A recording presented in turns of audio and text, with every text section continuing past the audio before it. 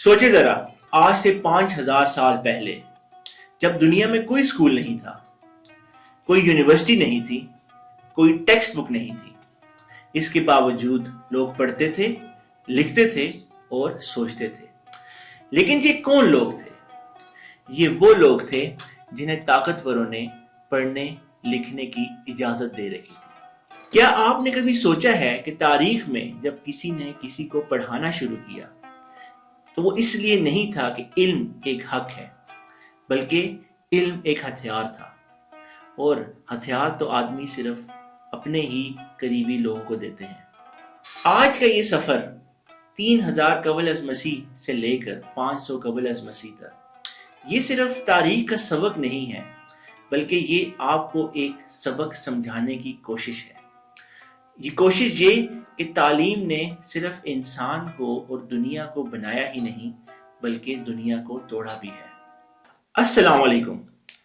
आज association for Islamic excellence के platform से मैं आपको खुशामदीद कहता हूँ। आज की एजुकेशनल रिफॉर्म प्रोग्राम की नई एपिसोड के साथ हम एंशिएंट एरा की बात करेंगे, जो आज से करीबन 5000 साल पहले की बात है। ये बात जरूरी क्यों है? क्योंकि इसमें हम एक नतीजे पर पहुंचेंगे कि आज के दौर में मुस्लिम उम्मा को सोचने की, समझने की और बिलखसूस बदलने की जरूरत है। इसी नीयत के साथ आज की एपिसोड में हम बात करेंगे कि किस तरीके से एंशिएंट एरा में तालीम को इस्तेमाल किया गया, और आज के दौर में भी क्या वो पैटर्न कुछ इसी तरीके से नजर तो नहीं आ रहे, जिसे हमें गौर व फिक्र करने की जरूरत है। तसव्वुर करें, आज से 3000 साल कबल अज़ मसीह मेसोपोटामिया, जिसे आज के दौर में इराक कहते हैं, वहां दरियाए दजला और फर्रात के दरमियान एक सिविलाइजेशन परवान चढ़ रही थी। शहर बन रहे थे, बाजार सज रहे थे, मंदिर बनाए जा रहे थे, अनाज था, बादशाह थे, हुकूमतें थी, लेकिन एक मसला था। किसको कितना गेहूं मिला, कितना टैक्स गया, किसके नाम कितनी जमीन है, इस सब को रिकॉर्ड कैसे किया जाए। और इसी एक प्रैक्टिकल जरूरत से तारीख की सबसे बड़ी इन्वेंशन ने जन्म लिया, राइटिंग, तहरीर। और तहरीर के साथ दुनिया का पहला स्कूल कायम किया गया। लेकिन ये स्कूल आज की तरह का स्कूल नहीं था जहां सबको आने का हक है। ये स्कूल कुछ खास लोगों के लिए था, जहां ताकतवरों को आने की इजाजत थी। सुमेरियंस ने इस स्कूल को नाम दिया इडोबा, यानी लिखने वालों का घर। यहां पर जो चीज पढ़ाई जाती थी वो थी कनीफॉर्म, मिट्टी की तख्तियों पर नोकदार लकड़ी से लिखने का फन। सोचे जरा, ना कोई पेंसिल, ना कोई पेन, ना पेपर, घंटों, दिनों और सालों की मेहनत, और बच्चे उसके आखिर में लिखना सीखते थे। ये पढ़ाई और ये लिखना आसान नहीं था। एक पुरानी सुमेरियन कहावत है जिसमें कहा जाता है कि इडोबा में जिसने आगे बढ़ना है उसे सूरज निकलने से पहले जागना होगा और मेहनत करनी होगी, वरना वो कामयाब नहीं हो सकेगा। लेकिन यहां आने का हक किसको था? बादशाह के करीब खानदानों के बेटों को, पुजारियों के बेटों को, अमीर ताजरों के बेटों को। लेकिन आम आदमी, गरीब किसान का बेटा, उसके लिए ये दरवाजे बंद थे। दोस्तों, आपके साथ एक 4000 साल पुरानी मजेदार कहानी शेयर करता हूं। आर्कियोलॉजिस्ट ने जब मेसोपोटामिया के अंदर खुदाई शुरू की तो उन्हें 2 असली टैबलेट मिले। वो मिट्टी के टैबलेट जिसके ऊपर बच्चे लिखा करते थे। एक टैबलेट पर लिखा था कि तालिब इल्म को उस्ताद ने मारा, और दूसरे टैबलेट पर लिखा था कि एक तालिब इल्म ने मार से बचने के लिए अपने उस्ताद को तोहफे और खाना दिया। जी हाँ, ये तारीख की सबसे पहली रिश्वत थी। रिश्वत एक स्कूल में। तालीम और रिश्वत का ये ताल्लुक कोई हमारे लिए शॉकिंग बात नहीं है, क्योंकि आज के दौर में भी ये करप्शन हमें भरपूर तरीके से नजर आती है। अब चलते हैं मेसोपोटामिया से इजिप्ट की तरफ। वो तहजीब जो अपने अहरामों, नहरों नील और अपने फेरोज की वजह से मशहूर है। मिस्र में भी स्कूल थे और इन्हें हाउस ऑफ लाइफ कहते हैं। ये स्कूल मंदिरों के साथ लगे हुए थे। वहां भी लिखना सिखाया जाता था। وہاں بھی مذہبی متون یاد کرائے جاتے تھے، لیکن وہاں بھی صرف چنے ہوئے لوگ لکھنے کے لیے، سیکھنے کے لیے جا سکتے تھے۔ لیکن ایجپٹ کا سب سے بڑا راز، سب سے بڑی سازش یہ نہیں تھی کہ انہوں نے عام آدمی کو اسکول سے باہر رکھا، انہوں نے اس سے بھی بڑی سازش کی، اور وہ سازش تھی انہوں نے جان بوجھ کر اپنی رائٹنگ کو مشکل بنایا۔ ہائیروگلفکس، مصر کی تحریری زبان جس میں 700 پکچرز اور سمبلز تھے۔ ریسرچرز کہتے ہیں کہ یہ 700 سمبل جان بوجھ کر ڈالے گئے تھے تاکہ زبان کو کمپلیکس بنایا جا سکے اور لوگوں کو اس کو لکھنے سے دور رکھا جا سکے۔ فائدہ، 1 سے 5% لوگ صرف لٹریٹ تھے، اور وہی 1 سے 5% لوگ اس ملک کے اوپر حکمرانی کرتے تھے۔ سوچیں، ایک حکومت اپنی تعلیم کو اتنا مشکل بنائے، اپنی لکھائی کو اتنا پیچیدہ بنائے کہ کوئی اس کو لکھ ہی نہ سکے۔ سوال یہ ہے کہ کیا یہ تعلیم تھی یا تعلیم کا دروازہ بند کرنے کا ایک طریقہ؟ نتیجہ، پوری آبادی میں صرف 1 سے 5% لوگ پڑھنا لکھنا جانتے تھے، اور یہ وہی لوگ تھے جو قانون بناتے تھے، حکومت چلاتے تھے اور خدا کی زبان بولتے تھے۔ باقی سب لوگ وہ صرف مانتے تھے۔ اب ذرا تیزی سے دنیا کا ایک اور نقشہ دیکھتے ہیں جہاں 3 بڑی تہذیبیں اپنے اپنے طریقے سے تعلیم کو نکھار رہی تھی۔ پہلی، ویدک انڈیا، جہاں تعلیم تھی گروکل میں، جنگل میں استاد کے آشرم میں، جہاں نہ کوئی بلڈنگ تھی نہ کلاس روم، صرف شاگرد اور استاد۔ پڑھانے کا طریقہ، شروانہ یاد کرو، منانا سوچو، ندیدیا سانا محسوس کرو۔ لیکن یہاں بھی سوال وہی ہے، یہ تعلیم کس کے لیے تھی؟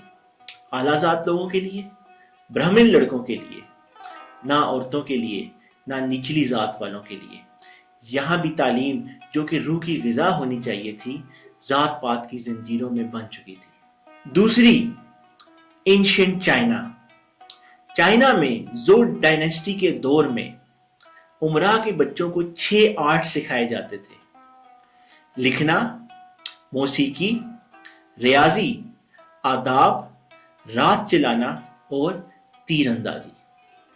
اسی دوران ایک بہت ہی خاص انسان نے، عظیم انسان جسے کنفیوشس کہتے ہیں، اس نے کہا کہ تعلیم ہر اس انسان کا حق ہے جس کو لکھنے اور پڑھنے کا شوق ہے۔ یہ اس وقت کی سب سے ریولوشنری بات تھی، لیکن بعد میں کنفیوشس کی تعلیمات کو بادشاہوں نے توڑ موڑ کر اپنے لیے استعمال کیا، اور وہ علم اور وہ تعلیمات جو سب کے لیے تھی، انہیں اس طبقے کے لیے مخصوص کر دیا گیا جو بادشاہ کی سوچ کو دہراتے تھے۔ تیسری، اینشنٹ گریس، جسے ڈیموکریسی اور آزادی فکر کا گہوارہ کہتے ہیں، جہاں ایتھنز میں بچوں کو جمناسٹکس سکھائی جاتی تھی، ہومرس پڑھایا جاتا تھا اور ریتھرک سکھایا جاتا تھا۔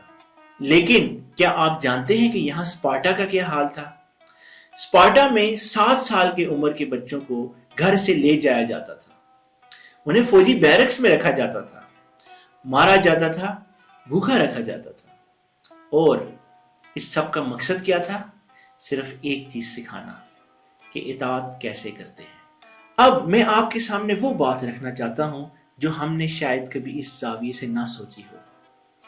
پورے اینشنٹ ایرا میں، میسوپوٹیمیا سے لے کر ایجپٹ تک، ایجپٹ سے لے کر انڈیا، انڈیا سے لے کر چائنا اور گریس تک، ہمیں ایک پیٹرن نظر آتا ہے کہ علم کا ایک مقصد تھا، اور وہ مقصد کیا تھا؟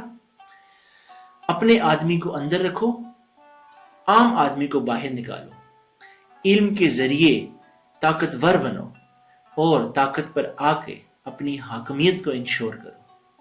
اور جب کوئی اس نظام کو توڑنے کی کوشش کرتا تو کیا ہوتا؟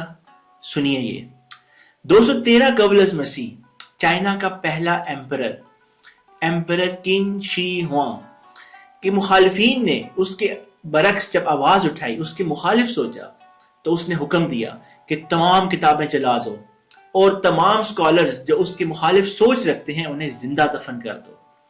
اس کے نتیجے میں 460 اسکالرز کو زندہ دفن کیا گیا اور بے تحاشا کتابیں جلا دی گئی، وجہ کہ اس کے مخالف سوچ رکھتے تھے۔ اب آپ بتائیے کہ کیا یہ علم حق تھا؟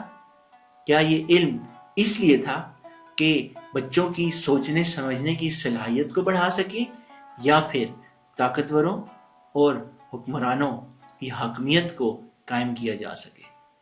جب علم خطرہ بن جائے تو طاقتور اسے ختم کرنے کی کوشش کرتے ہیں۔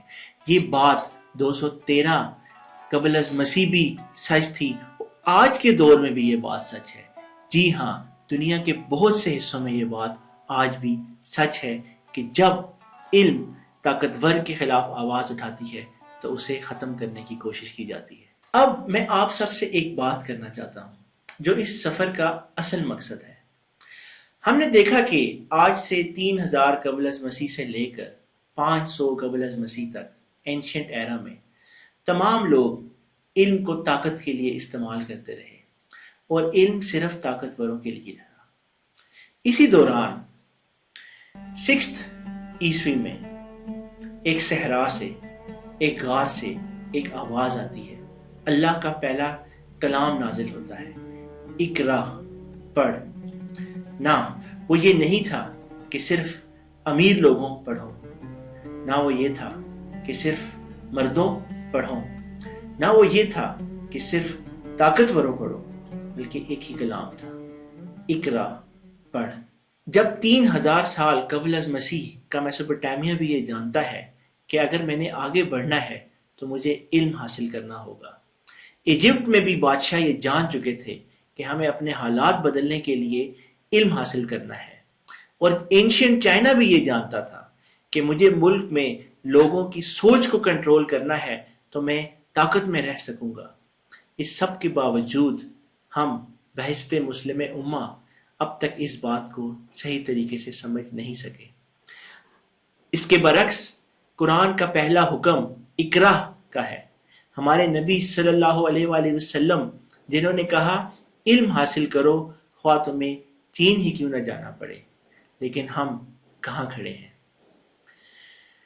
یہ سوال میں آپ لوگوں پر چھوڑتا ہوں۔ اگلی بار جب ملیں گے تو مل کر اس جواب کو ڈھونڈنے کی کوشش کریں گے کہ آخر ہم کس ڈائریکشن پر جا رہے ہیں۔ تو آج کا خلاصہ، اینشنٹ ایرا نے ہمیں ایک سبق دیا ہے کہ تعلیم ہمیشہ ایک طاقت رہی ہے اور طاقتور اسے ہمیشہ اپنے پاس رکھنا چاہتے ہیں، لیکن تاریخ ہمیں یہ بھی سکھاتی ہے کہ جب جب تعلیم عام ہوئی ہے تو دنیا بدلی ہے۔ اگلی ایپیسوڈ میں انشاءاللہ عزیز ہم کلاسیکل ایرا کی بات کریں گے، جس میں پلیٹوز اکیڈمی، روم کا ایجوکیشن سسٹم اور انڈیا کی پہلی یونیورسٹی نالندہ وجود میں آئے گی۔ تب تک غور و فکر کیجئے، سوچتے رہیے اور یاد رکھیے گا کہ اقرا ایک لفظ نہیں بلکہ انقلاب ہے۔ اللہ حافظ، جزاک اللہ خیر۔